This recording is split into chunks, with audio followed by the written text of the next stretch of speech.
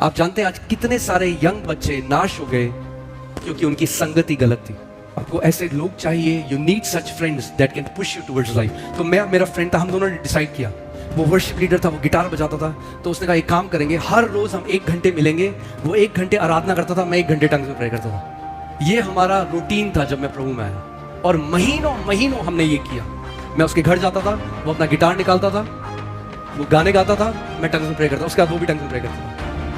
And that habit that developed, और वो जो आदत बनी, I think one of the greatest privilege which I feel, जो एक सौभाग्य प्रभु ने हमें दिया है, वो है कि हम अन्य भाषा में प्रार्थना कर सकते हैं। बढ़ाता गया, वचन में मनन करता गया, the Lord began to lead. परमेश्वर मेरी अगुवाई करने लगा, दर्शनों के द्वारा, स्वप्नों के द्वारा, अपने वचन के द्वारा मुझे सिखाता गया, मुझे बताता गया किस डायरेक्शन में जाना है। अब ठीक है, मैं आपको प्रैक्टिकल थोड़ा एक चीज बता रहा हूँ, उसके बाद हम जाएंगे। कई लोग इससे पहले कि they can enter into the spirit realm, जब आप प्रार्थना करना शुरू करोगे अन्य भाषा में, you will face resistance. Basically there is a resistance. शुरुआत के 1 घंटे 2 घंटे आपको पुश करना पड़ेगा if you want to go deep into prayer. उस समय बहुत लोग गिव अप कर देते हैं क्योंकि शरीर नहीं कर रहा। रे block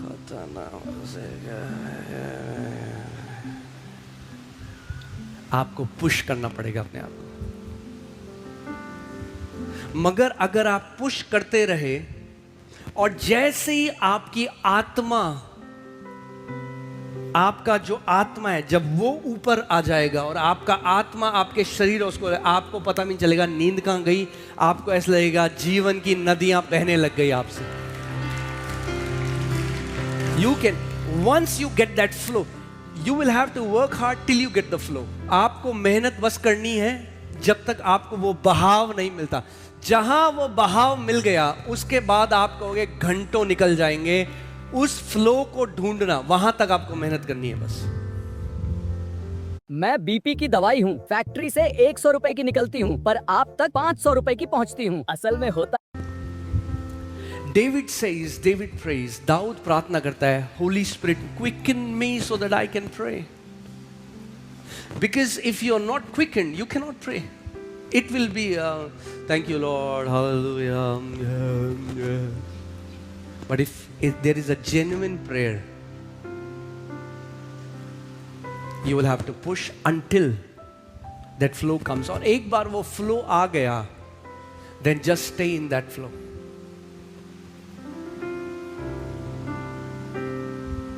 Amen. There is a download that happens. God is gonna download your scroll, आपका जो scroll है, in your spirit man. You will have clarity, you will not have confusion. कई बारी जब घंटों में अन्य भाषा में प्रार्थना कर रहा हूं, उसके बाद मैं सोच भी नहीं रहा, कोई स्क्रिप्चर पढ़ा था, अचानक प्रभु उसके बारे में सिखाने लग जाए, उसका मतलब ये होता है। पुराना कोई चीज़ था, प्रभु उसके बारे में सिखा, आइडियाज़, मिनिस्ट्री में ये करना है, अब ये कर, मिनिस्ट्री में ये कर। तो मैं सबसे ज़्यादा मुझे आइडियाज़ जो आते हैं वो आत्मा में प्रार्थना करते हुए आते हैं। I get so many ideas from ministry and then I quickly get an idea. 99% ये जो मिनिस्ट्री बनी है, ये आत्मा में प्रार्थना करके जो प्रभु ने बात करी है उसके द्वारा बनी है।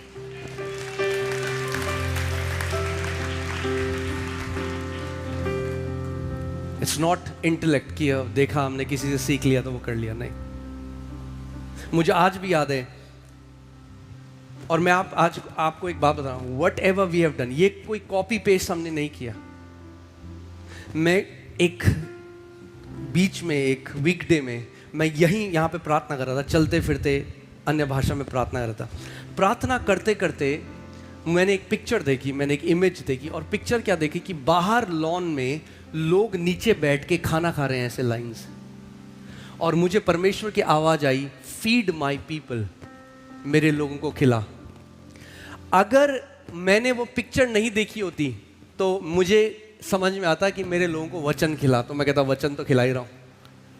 मगर क्योंकि प्रभु ने मुझे वो इमेज दिखाई कि लोग नीचे बैठ के खाना खा रहे हैं, मैं समझ गया प्रभु चाहता है कि लोगों को खाना दिया जाए। तो वो एक इंस्ट्रक्शन आया। जब इंस्ट्रक्शन आया मैंने कहा प्रभु, अब मैं सोच रहा हूँ कि प्रभु मैं बिल्कुल करूँगा, बट हमें पता नहीं कि कैसे होगा, क्या होगा। मगर जब करा तो और ब्लेसिंग मिनिस्ट्री में देखी। और आज केवल दिल्ली नहीं, जितनी हमारी ब्रांचेस हैं, चाहे वो मुंबई हो, चाहे वो पुणे हो, चाहे वो भोपाल हो, चाहे वो देहरादून हो, चाहे वो अभी दिल्ली में और ब्रांचेस हो, सब जगह आज मुंबई में आप देखो, पुणे में, हर जगह अब आप लगाओ कितने हजारों लोग हैं, मगर कोई भी भूखा, सबके लिए खाना है, परमेश्वर ने सबके लिए किया है। क्योंकि उसने कहा, किसकी इच्छा थी? तो एक चीज मैं सीख गया हूं मिनिस्ट्री में, if it is his will, it is his bill. अगर मैं अपनी इच्छा से करूंगा, मैं अपनी इच्छा करूंगा तो वो नहीं होगा, मगर अगर उसकी इच्छा सुन के उसकी इच्छा करोगे, कभी कमी घटी नहीं होने वाली।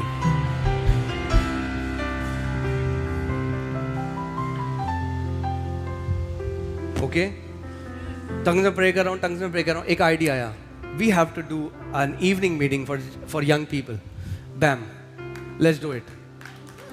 तो परमेश्वर आपसे कैसे बात करे, वो आपको लीड करने लग जाएगा जब आप आत्मा में प्रार्थना करते हो। ओके, तो आप जब प्रार्थना करोगे पहले ग्रेस मांगना है परमेश्वर से, ग्रेस मांगना है। और अगर कोई यहां पर वो व्यक्ति है जिसको ये वरदान नहीं मिला, जिसको एक गिफ्ट नहीं मिला, तो कई बार लोग बोलते हैं हमें गिफ्ट नहीं मिला प्रभु का क्योंकि हम तो ज्यादा प्रार्थना नहीं करते। अरे उसको बोलते हैं गिफ्ट। गिफ्ट यानी वो चीज जिसके लिए आपको दाम चुकाना नहीं पड़ता। अगर दाम चुकाना पड़े तो वो गिफ्ट नहीं है। तो परमेश्वर गिफ्ट देना चाहता है आपको। अगर आप अन्य भाषा में प्रार्थना नहीं करते तो आज आपका दिन है, और बाकी जो करते हैं आपका तो वैसे ही दिन है। आमीन। तो खड़े हो जाएं सारे लोग। तैयार हो आत्मा में प्रार्थना करने के लिए? Okay, I will quickly put 1 Corinthians 14:2 और उसके बाद 1 Corinthians 14:2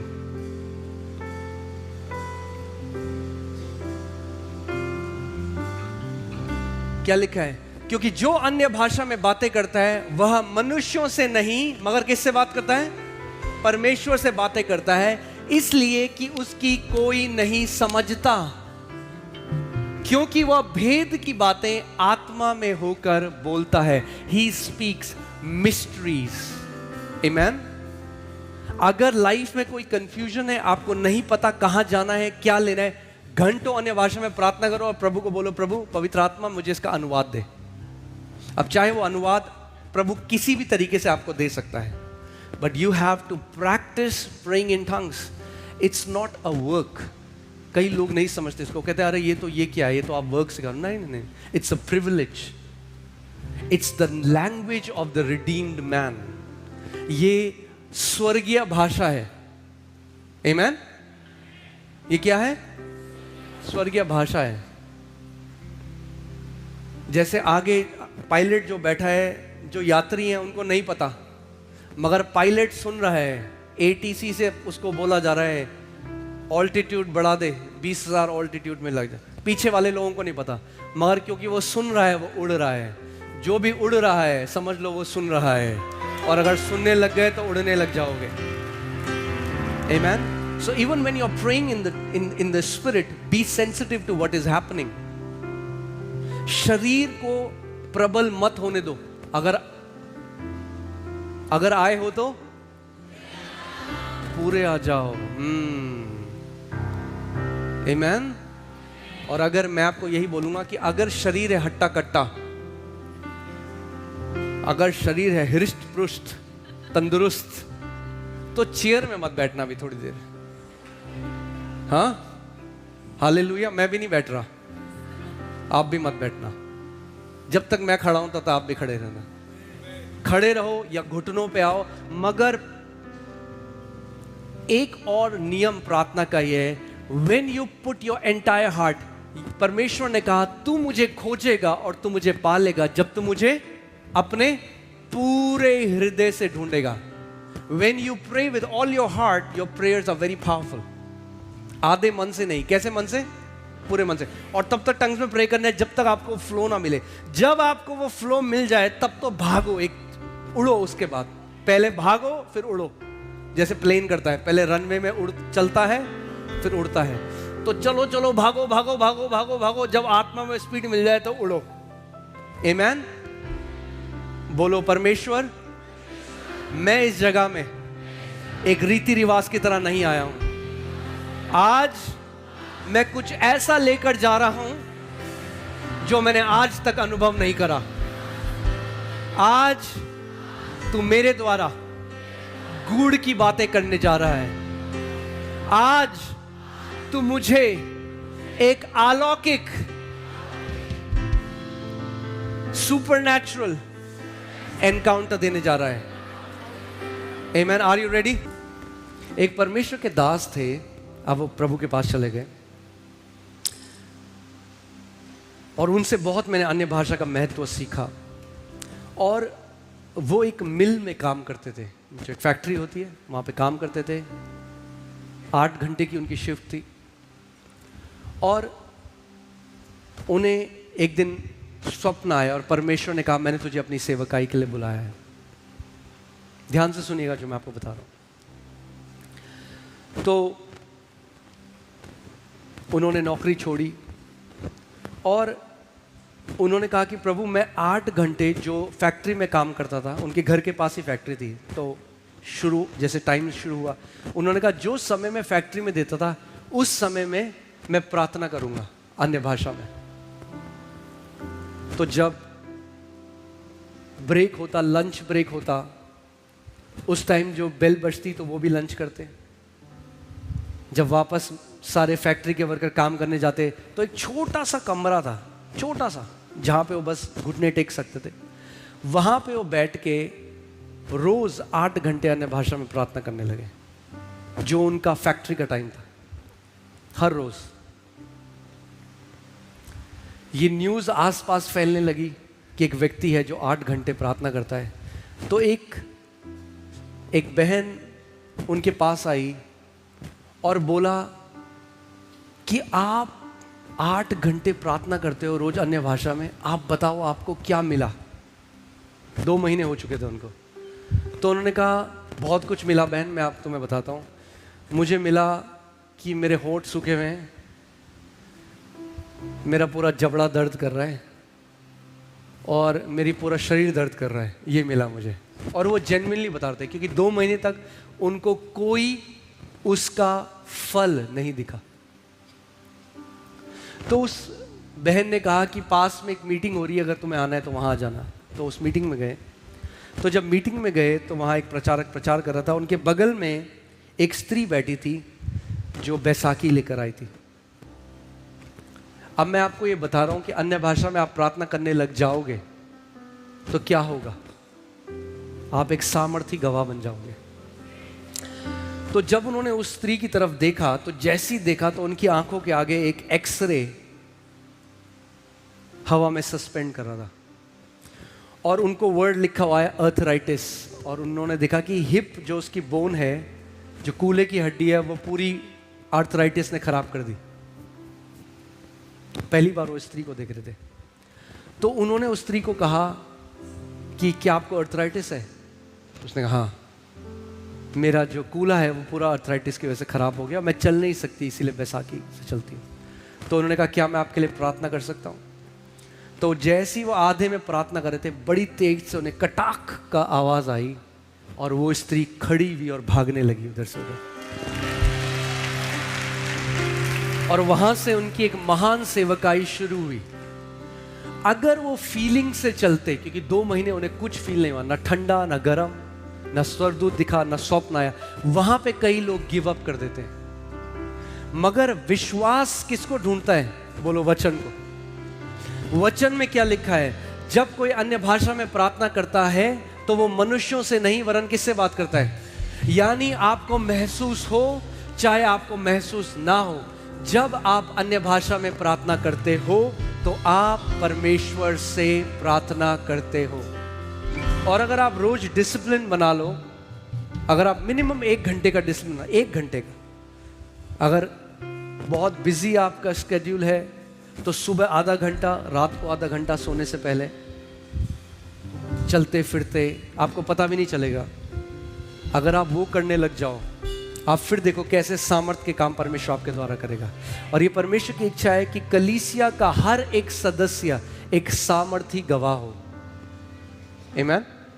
और फिर इस प्रभु के दास के द्वारा बहुत महान सेवकाई उनकी थी। अभी कुछ साल पहले ही वो प्रभु के पास गए और प्रभु ने उनको अहमियत सिखाई अन्य भाषा में प्रार्थना करने की।